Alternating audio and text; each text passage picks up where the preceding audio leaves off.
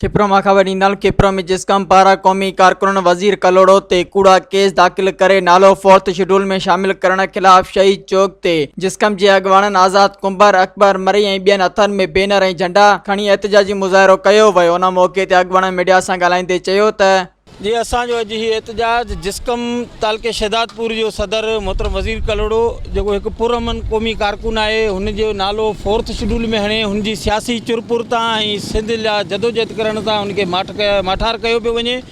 असां इहो मुतालबो था कयूं त हुनजो जेको फोर्थ शेड्यूल में नालो ख़त्म करे जेके भी हुन ते कूड़ा केस दाख़िल कया विया आहिनि उहो ख़त्म कया वञनि।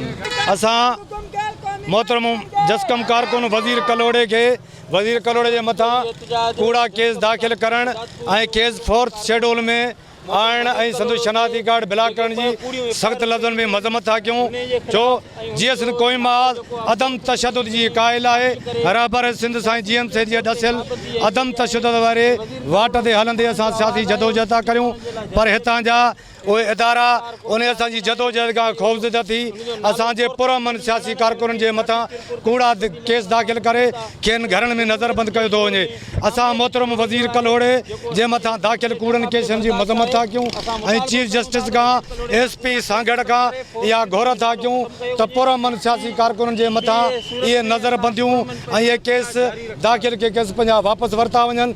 न जीअं सिंध क़ौमी महाज़ सॼे सिंध जे अंदरि एहतिजाजी दायरे खे वधाईंदी। असांजो एहतिजाज जो जीअं सिंध क़ौमी महाज़ जे पुरअमन सियासी कारकुन वज़ीर कलोड़े लाइ जंहिंजे मथां जेके जो कूड़ा केस ऐं जेके फोर्थ शेड्यूल में दाख़िल करण वारा केस जेके आहिनि उहे ख़त्म कया वञनि।